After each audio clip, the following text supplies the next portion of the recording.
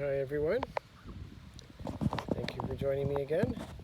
It's the Angelic Soul Pilot, Johnny Briaco, back with you again. Thank you so much for joining me. So today, we're going to continue on the languages of love. We just finished off with the acts of service. We talked about the importance of serving others, helping others, and again, it's important to, you can make requests, but they're not demands. So other people can ask you for help, and you can ask others for help, but you don't demand it. It's not expected. You just act lovingly and kindly and ask lovingly and kindly, and without expectation. You honor them with their ability to serve you, and then it's up to them if they would say yes or no. And chances are, if you do it lovingly and kindly, they're going to say yes. And the same goes for you. When people ask you lovingly and kindly, and they ask you to serve, chances are you're going to be able to serve them, because it comes from a place of love. But again, love doesn't make demands, only requests, and it comes from a place of love. But acts of service, very powerful, and serve yourself and serve others from a place of divine love is very important, especially for the people that speak that language. So the final love language for today that we're going to be talking about is physical touch. Physical touch. So there's lots of different kinds of physical touch, but for the people that have this love language as their primary one, this is the one that means the most to them. If you think about it, if you think about babies when we're first born, how we're held and cuddled and reassured, that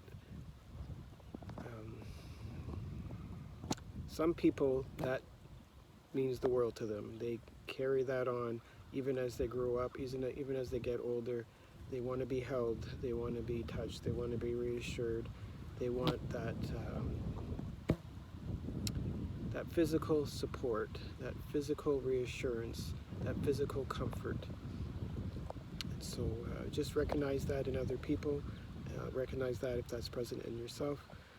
Again, physical touch is important to everybody. All these love languages, they're all important to everyone, and they're all with benefit, and you can speak all of them and share all of them. Just some people hear it and feel it and receive it, certain languages more than others. So learn to understand other people, learn to pay attention to what matters most to them, even ask them what matters most to them if it's not already clear, and then go from there. But physical touch, very basic, primary necessity for many people. And even as we get older, we've just gone through COVID. It's been very challenging for everyone, and a lot of us have been isolated, and so physical interaction, physical touching, it's important. And as we went through this whole episode, we've learned that we can send love from a distance, and that is very powerful, and it's an extremely important lesson to learn and to share. You can share love from a distance, and huge lesson. Love is unconditional, unlimited, and but for people that have this love language, they need, they want, they rely on physical touch. This helps to feed them, this helps to nurture them, this helps to overflow them in love. So it's important to them, and just be aware of that, and do your best to supply that to them to the best of your abilities. There's many different kinds of physical touch. Obviously, as humans, the greatest display of love you can give to someone or with someone is your sexual energy. It's a sexual expression of your love for them. That's a physical act, a physical bodily act that counts as physical touch, big time. So, but I mean, there's so many different kinds of physical touch after that.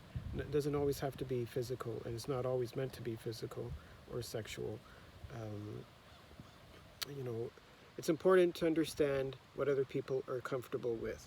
Some people like to be touched and some people don't. So take the time to learn and understand what's acceptable for others and what's not, what's acceptable for you and what's not, and go from there. And if you're not sure, you know, don't act.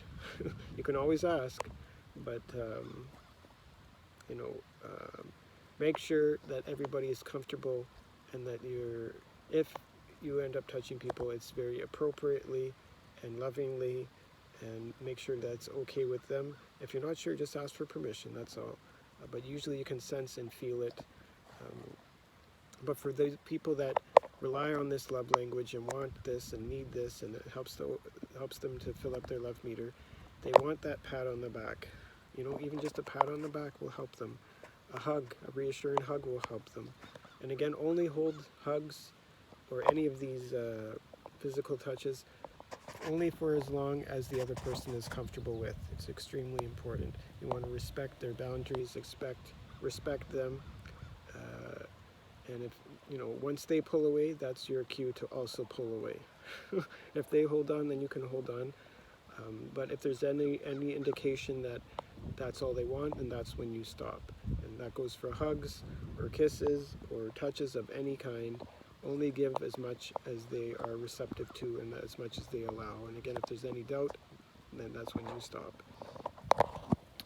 But for people that have this love language, again, even handshakes will be helpful to them. Even going by them and giving them a gentle hand on the shoulder or in the neck or pat on the head or anything like that. Physical touch to these people is very important. Letting them know that they're not alone, that you're with them, that you're connected in that way. And again, the closer the relationship you have with them, the more comfortable these things might get, but make sure that it is comfortable with whoever it is. And